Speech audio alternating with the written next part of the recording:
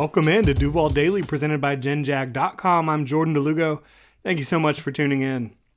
Doug Peterson, Jaguars head coach, he might not want to talk too much about Calvin Ridley and that trade the Jaguars pulled off yesterday. He might want to talk about the Raiders, but for me, the Raiders game this weekend is on the back burner. Calvin Ridley still front of mind. We're going to talk about my biggest takeaways here from the Calvin Ridley trade for the Jaguars. I'd like to remind you to follow me on Twitter at Jordan DeLugo, Generation Jaguar at Generation Jag. Please like and subscribe on YouTube and hit that notification bell so you don't miss a show on here. So again, we're just going to take a look at the top takeaways here, just some general thoughts from this trade for the Jaguars after having a little under 24 hours to digest it. I think that this was the perfect time for the Jaguars to execute this trade. Calvin Ridley is at his lowest value right now, right? Has not played since 2021, is serving the indefinite suspension, and you're in the middle of a season where teams are trying to get better right now. They're not thinking about the future as much.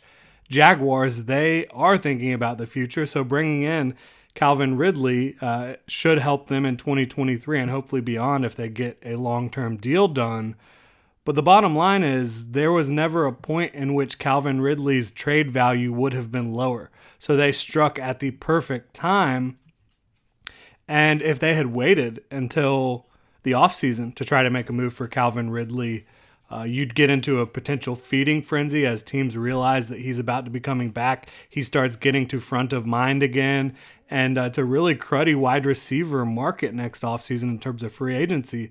So Calvin Ridley would have been at the top of teams' wish lists, and now the Jaguars have got him under their control, and they'll be looking to bring him in here and get him back going on the right track as soon as they possibly can. Of course, there are still some critical steps in between now and when Calvin Ridley can get in here with the Jaguars and start producing and contributing and training with the team. You're going to have to get reinstated, first of all, right? February 15th is when Calvin Ridley can apply for reinstatement with the league. So as long as things go well, you would think that hopefully you could get reinstated prior to the draft and free agency, hopefully. If not, you'll have to kind of see how that works out and how that plays out. But you've also got to make sure that his mental health is where it needs to be. He took time away from the game in 2021 to work on his own mental health. Now you have to talk about physical shape as well. There's a guy that hasn't played football in quite some time now, won't have played football for a long time when you talk about getting him into Jacksonville in 2023.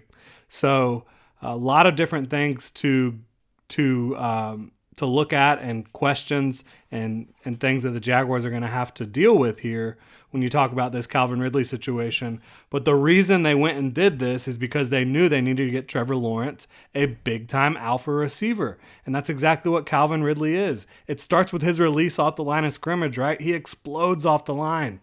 His routes, they are immaculate, incredible footwork and twitch, puts defenders in a blender immediately and throughout routes, and he can really run the entire route tree. Then you get to his ball tracking with the ball in the air. He's really good at locating, putting himself in the perfect position to go get it. The hands are excellent. The footwork is excellent. When you talk about coming down inbounds, the body control, his ability to go up and get the football, he's a true wide receiver one.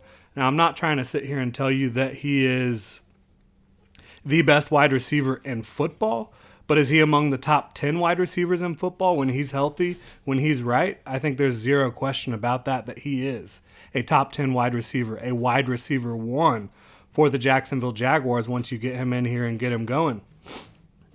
And it obviously helps Trevor Lawrence, but this helps the entire offense in Jacksonville tremendously. It helps Trevor Lawrence because you've got a guy who can stretch the field. You've got a guy who can make plays all over the field. You've got a guy that will make the quarterback right. The Jaguars don't currently have someone who is going to have the catch radius, who's going to have the skills, the ball skills, the tracking to adjust to some of these footballs that Trevor might throw that might be a little bit inaccurate. Calvin Ridley, he's going to go get a lot of those footballs. A lot of those balls that people are complaining about being too high for the Jaguars receivers, Calvin Ridley is going to make Trevor Lawrence right on a lot of those throws. And so it's going to help him out in that regard in a big way. It's going to help other receivers. Right now, Christian Kirk and Zay Jones and Marvin Jones, who probably won't be here in 2023, but these receivers the Jaguars do have, they're drawing a lot of attention. And without the ability to threaten deep, to threaten over the top, which Calvin Ridley gives you, he was second in air yards in 2020 in the NFL.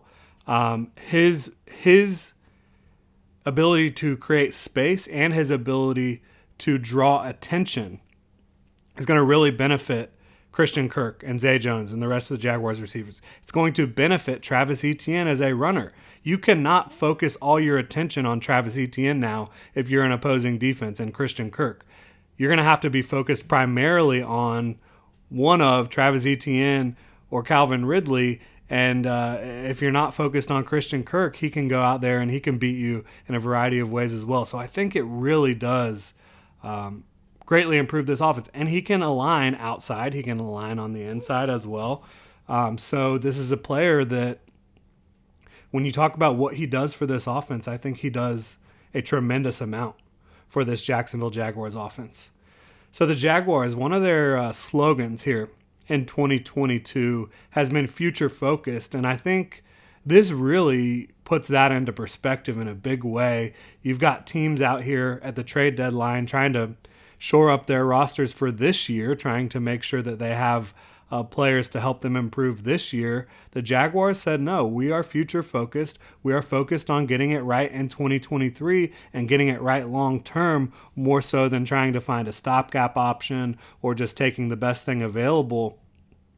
Trent Baalke got incredibly creative and incredibly proactive and ahead of the curve on this move.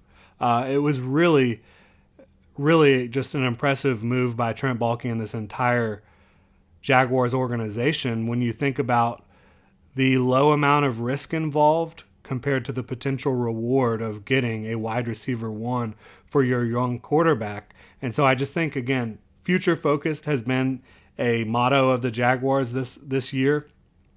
Never been more apparent than right now. My last point here is, why didn't the Falcons wait? What benefit do the Falcons have from moving Calvin Ridley right now, again, when his value has never been lower? I know he's not in their future plans, but if you waited for him to get reinstated or even waited till it's closer to reinstatement time, again, which is February 15th is when he can apply for reinstatement,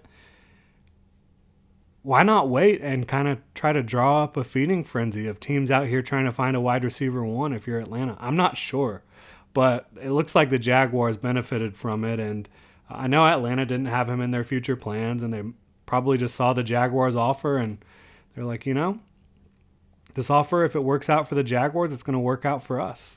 If it doesn't work out for the Jaguars, it's not really going to work out for us. And so they're kind of betting on Calvin Ridley as well in a way by trading him with all these different trade provisions. Those are my final thoughts on this Calvin Ridley deal. After this video, we are going to move on. We are going to start talking about what the Jaguars have to do the rest of this season. Again, they've got the Raiders coming up in Jacksonville this Sunday. They've got Kansas City the week after that. It's going to be an interesting month or so of Jaguars football here, going up against a lot of talented football teams. And we're going to get into that in our next show here, but had to offer some final analysis on this Calvin Ridley trade, which again, I think is a massive win for the Jaguars in the long term. Doesn't help right now, but it does show this fan base that the Jaguars are working to improve. It does show that the Jaguars are willing to pivot off of what they did this past offseason, even if they're not going to come out and say it. This move suggests that they realize going and getting Christian Kirk and paying him and going and getting Zay Jones and paying him, that wasn't enough. It was not enough, and they needed a wide receiver one still, and now they've got that in Calvin Ridley. So I'm fired up about it. Hope y'all are too. Thank you so much for tuning in. Please like and subscribe on YouTube, and if you want to support the channel further, you can go pick up some new gear at genjag.com right now. We've got the Duval Throwback sweatshirt pre-order that just launched. You can check it out at genjag.com. You can also become a channel member where you can get discounts at genjag.com, some other cool perks. Go check it out. Links in the description below. Thank you so much for tuning in, Duval.